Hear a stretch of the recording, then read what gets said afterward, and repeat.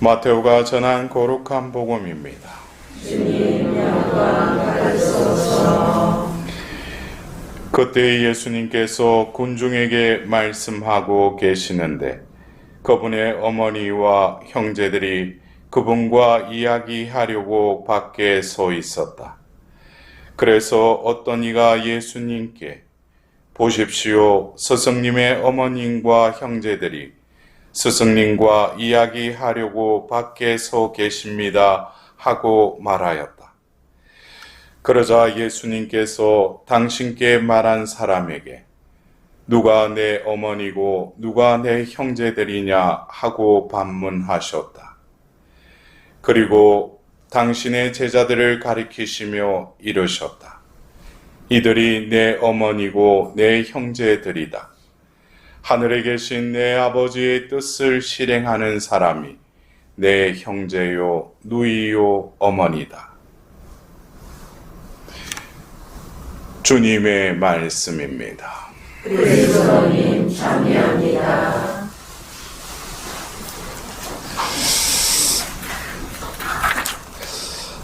이 성모님 신신미사를 봉헌하는데 제 방에서 이렇게 성모님 신신미사에 맞는 이렇게 제의를 골라서 읽고 미사를 이렇게 봉헌할 때 개회식 때 우리가 그 자매의 기도를 바치면서 제타시오 제타시오 하면서 가슴을 치지 않습니까? 그죠? 예. 그 제가 오늘 또 이렇게 하면서 울구를 칠까 싶어서 예. 제가 성모님 제의를 읽고 이렇게 제타시오 할 때는 결국 성모님의 성심을 제가 두드리는 것 같아요.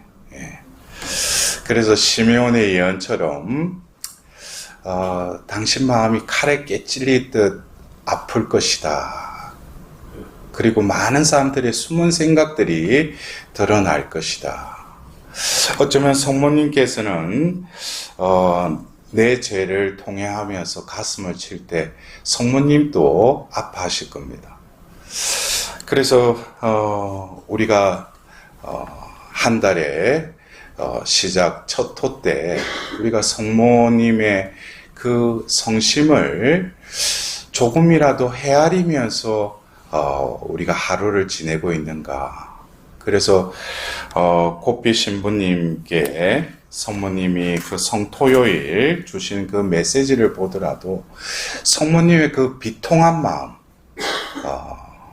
어쩌면 아들 예수는 죄 없으신 분이 인류의 모든 죄를 다 끌어안고 십자가에 못 박혀 죽으시고 이제 그 시신이 무덤에 안치된 그 성토요일 성모님께서는 그 무덤 밖에서 그 이루 말할 수 없는 그 통탄할 그 마음으로 예수님의 그 무덤 앞에 서 계셨지만 성모님은 그 아드님의 그 죽으심을 슬퍼했을 뿐만 아니라 그 칼에 깨찔리는 그분의 마음에 이 인류의 온갖 죄악이 드러난 것에 대해서 또 성모님은 아파하셨을 것입니다.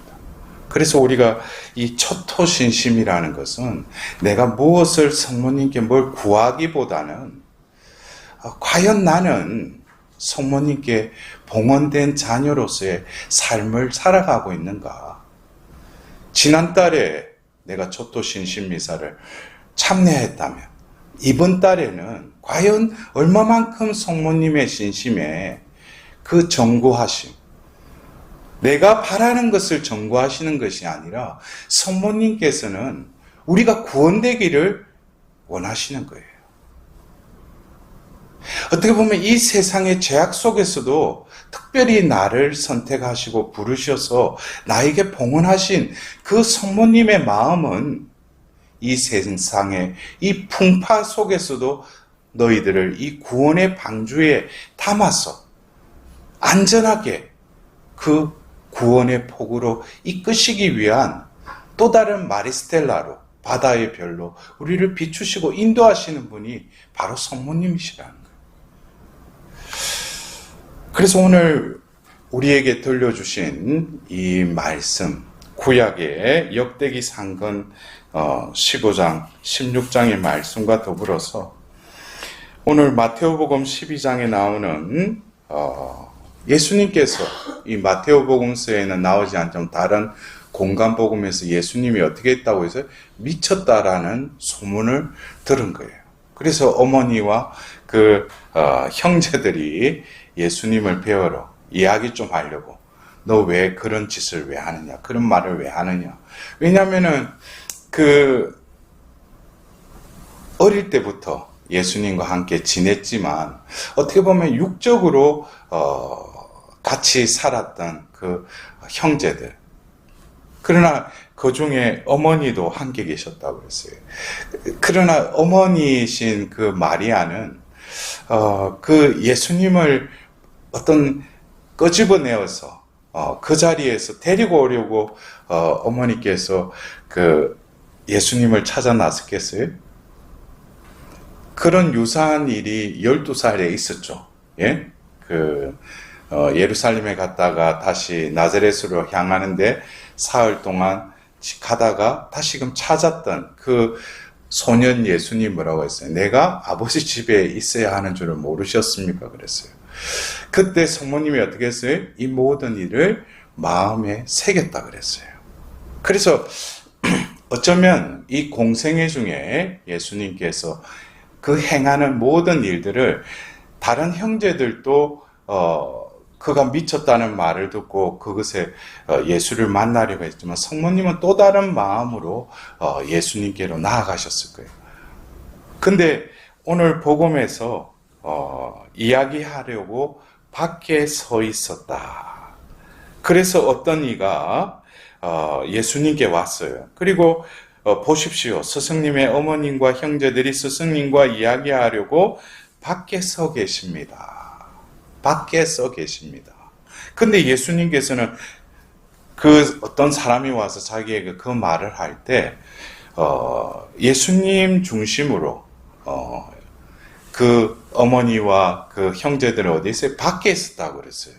그러나 예수님은 바로 자신과 함께 있는 그들에게 바로 또 다른 말씀을 하시죠. 너희들이 바로 내 어머니요 형제들이라. 우리가 어떤 지정학적으로 어떤 밖에, 안에 이 의미는 어쩌면 우리가 신앙생활을 할 때도 어떤 사람들은 예수님 밖에 머무르는 사람들이 있어요. 예? 그것은 또 다른 말로 하면은 자기 중심적인 삶을 살아가는 사람들이에요. 그러나 그 밖에서 예수님 안으로 들어가는 사람들이 있죠. 그 순간이 어떻게 보면 회심의 어떤 순간일 수 있어요. 그리고 신앙생활을 하면서 이제는 뭐예요? 밖이 아니라 안에 머무르는 삶을 살아가는 신앙이 들어있어요. 여러분들은 어디에 있다고 생각하셔요? 예? 밖에 있어요? 예? 밖에 있는 사람들은 바깥에 머물러 있기 때문에 예수님은 타자일 뿐이시죠. 예? 예수님은 바깥에 계시는 분이죠. 내가 바깥에 머물러 있다는 것은 예수님도 내 밖에 있다는 것이죠. 예? 그래서 신앙생활 하는데 어떤 인격적인 예수님과 인격적인 관계를 맺는 것보다는 이해타산적인 자기 중심적인 삶을 살아가는 이들. 그래서 그들에게 있어서는 어떤 것이 중심이 되죠?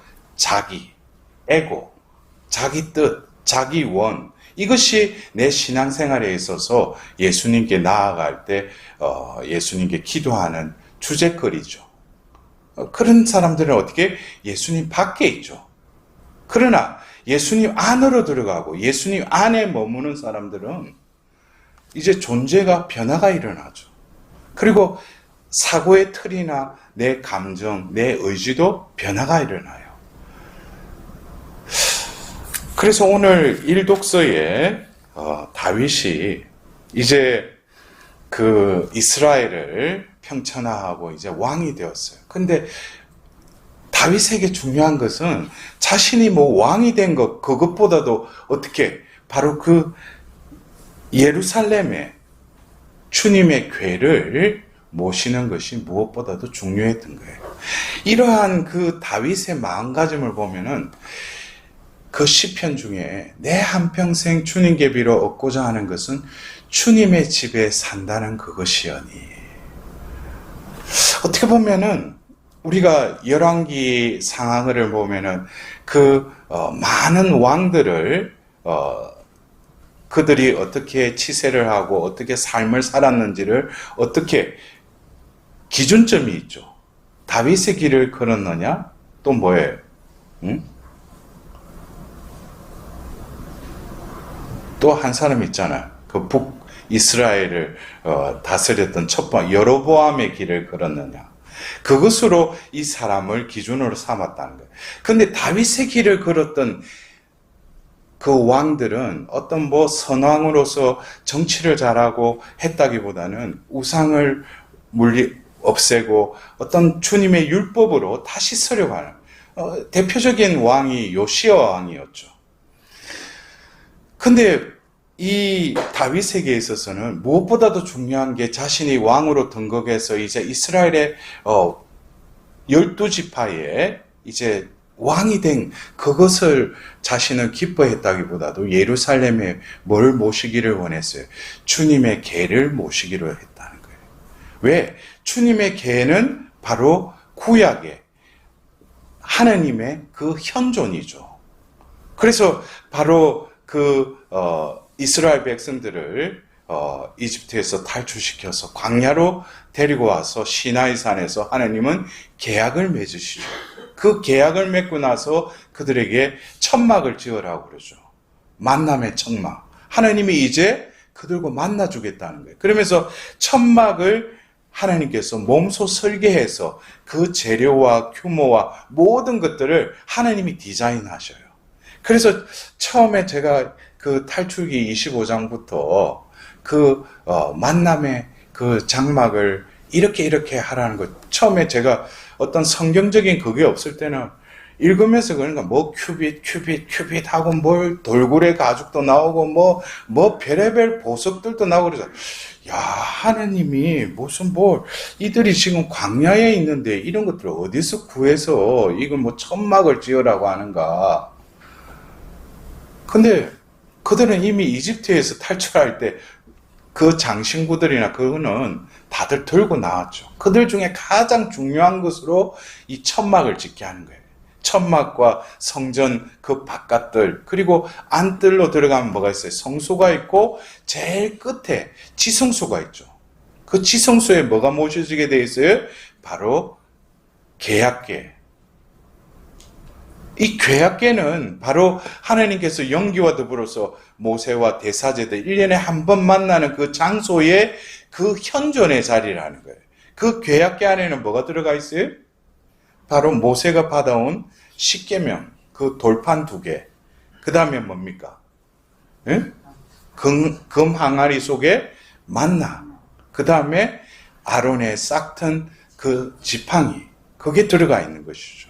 그래서 그것이 바로 그 구약의 하나님의 현현, 하나님의 그 현존을 바로 그 안에 담아 놓으셨다는 거예요. 그것을 모시고 있는 궤가 바로 뭐예요? 바로 계약궤, 성궤, 그 다음에 주님의 궤라고 일컬어지는 거예요. 그래서 그들이 이제 40년 동안 그 광야 생활을 끝내고 이제 가나안 땅으로 들어갈 때, 요르단강에 이제 건너가려고 할 때 어떻게 해요? 레위인들이 이제 그 계약궤를 메고 이제 그 계약궤를 맨 레위들이 바로 요르단강에 발을 내딛자 어떻게 돼요? 강물이 멎죠. 그러면서 길이 열리는 거예요. 이것은 어떻게 보면은 처음에 이집트에서 탈출할 때 밤을 새워서 그 바람으로 그 홍해 바다를 가르고 말리게 하신 그 하나님의 현현이 드러났다면은 이제는 뭐예요? 그들 가운데 있는 이 주님에게 계약궤가 하나님이 그들과 함께 하심이라는 거예요. 그래서 레위인들이 그것을 메고 요르단강에 발을 내딛는 순간에 그 강물이 멈추면서 길이 열리게 됩니다. 그래서 이스라엘 백성들에게서는 이 주님의 계약계는 바로 하나님의 현현이죠. 그러나 그들이 또 블레셋 군과 싸우려고 할 때 그들이 뭐예요? 계약계를 메고 가지만 또 패한 경우도 있었어요. 중요한 것은 우리가 주님이 우리와 함께 하신다고 하는 것에 대해서는 명확한 사실이지만 그들이 그것을 수단거리로 자기 편으로 그 주님의 현존을 이용하려고 하면 또 어떻게 돼요?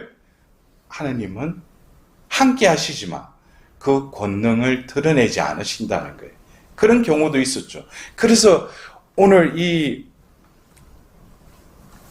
신신미사의 일독서를 통해서 바로 이 주님의 계 안에 바로 십계명과 그 만나와 아론의 지팡이가 있었던 그 하나님의 그 말씀, 그리고 하나님의 통치권, 그리고 하나님의 생명의 그 떡, 이것이 바로 때가 되자 어떻게 돼요? 바로 그 말씀이신 분이 이 땅에 오시죠. 근데 바로 그 말씀이신 분이 이 땅에 오시는 데 있어서 누구를 통해서 오셨어요? 마리아를 통해서 오셨어요. 마리아의 뭐를 통해서? 태를 통해서. 그래서 바로 말씀이신 분이 잉태된 여인의 생식기인 그 태의 그 성령으로 임하셔서 그 생명이 되신. 그래서 바로 우리가 신신미사 때 이 주님의 계에 관련된 이 성경 말씀을 또 우리에게 들려주는 것은 결국 구약의 계약계, 주님의 계가 신약에 와서는 바로 누가 계약계라는 거예요? 바로 성모 마리아시라는 거예요. 왜? 그 성모 마리아 안에 바로 말씀이신 분, 이 세상을 통치하시는 분, 우리에게 성체성사를 세우시고 미사를 통해서 우리에게 생명의 그 빵을 내어주실 바로 그분이 어디에 잉태돼서 머물르셨어요? 바로 성모 마리아 안에 그 거처를 마련하셨다는 거예요. 그래서 우리가 오늘 이 성모 신신 미사를 봉헌하면서 예수님께서도 바로 그 여인의 태 안에 머무셨다는 거예요.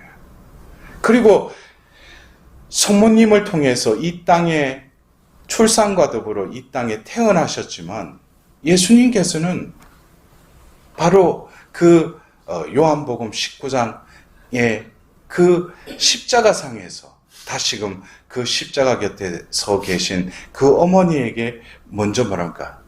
이 사람이 당신의 아들이라고 고백하죠. 그래서 성모님과 그 아들의 관계는 성모님 태를 떠나서 이 세상에 태어났을지라도 예수님은 늘 성모님과 함께 성모님 안에 머무셨다는 거예요.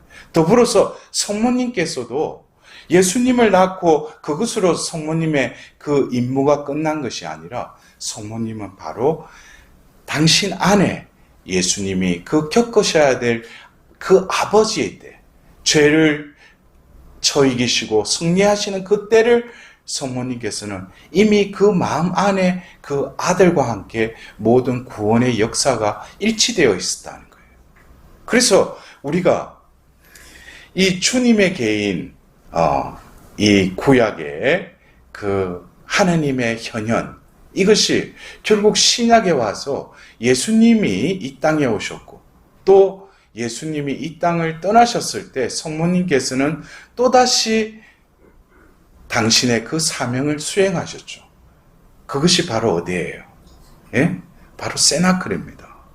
그 세나클에 성모님께서 함께 하시면서 그 제자들과 함께 이제는 뭐예요? 그 계약의 계에 모셔졌던 그 하느님, 또 이제 신약에 와서 여인의 몸을 통해서 거처를 마련하신 하느님, 이제는 뭡니까? 바로 그 세나클에 머무시면서 제 뒤에 있는 그 사도들의 모후 성모님께서 다시금 그 역할을 하시죠. 이제는 성령이 임함으로써 그 계약계에 이제 마리아의 태 안에 이제는 뭡니까? 교회를 통해서 당신을 믿는 당신이 부르신 자녀들 안에 이제 머무시는 거예요. 그래서 우리가 오늘 이 성모 신신 미사를 봉헌하면서 우리가 성모님을 믿고 성모님의 신심을 살아간다라는 것은 성모님 밖에 있는 자가 아니라 이제는 우리는 뭐예요? 바로 성모님의 성심 안에 머무는 자라는 것이죠. 성모님 안에 머무르는 자는 또 곱비 신부님을 통해서 말했듯이 바로 그 세나클 안에 머무는 이들이고, 세나클 안에 머무는 이들은 결국 우리 안에 이제는 하나님의 살아있는 성령의 성전이 우리에게 마련되었다는 것이죠. 그래서 우리는 또 다른 하나님의 살아있는 성전이면서 우리는 또 뭡니까? 계약계들인 거예요. 살아 움직이는 계약계. 그러면은 우리가, 제가 서두에 말씀드렸지만 계약계를 메고 그 레위인들이 요르단강을 건널 때 계약계만 모셨을 뿐인데 어떻게 그 길이 열렸잖아요. 그렇다면은 우리 안에 바로 그 성령의 성전인 우리들이 우리 안에 모시고 있는 그 하나님의 그 현존 속에서 우리가 살아간다면은 우리 삶 속에 끊임없이 밀려오는 풍파와 그 세상의 세파 속에서도 하나님은 우리를 어떻게 하시겠어요? 그것을 해치고 나아갈 수 있는 길을 터주신다는 거예요. 우리가 한 거는 없어요. 중요한 것은 뭡니까? 똑같은 신자래도 그 안을 보면 그 중심에 누가 위치하고 있느냐 이거예요. 예? 어떤 이들은 상당히 열심히 다녀요. 봉사도 열심히 해요. 근데 그 사람의 내면을 보면 뭡니까? 자신의 애곡으로 중심이 되어 있는 이들은 아무리 능력을 발휘하고 싶어도 능력이 드러나지 않죠. 능력의 권한이신 분이 내 안에서 활동하지 않으시니까. 그래서 우리는 가톨릭 신자들에게는 성모님께 이 봉헌한다는 것이 얼마나 안전하면서 우리를 보호해 주시는 성모님의 성심이 또 우리를 어떻게 해요? 우리 안에 하나님의 그 현존이 활동할 수 있도록 성모님의 성심은 우리를 방패막이면서 또 우리의 은신처이며 우리를 보호해 주시는 보호막이기도 하다는 거예요. 그래서 우리가 성모님께 봉헌한다는 것은 성모님이 우리의 최종적인 봉헌의 목적이 아니라 봉헌된 그 자녀들을 성모님께서 어디로 이끄시는 거예요? 바로 구원자이신 예수님께로 우리를 인도하시는 것이죠.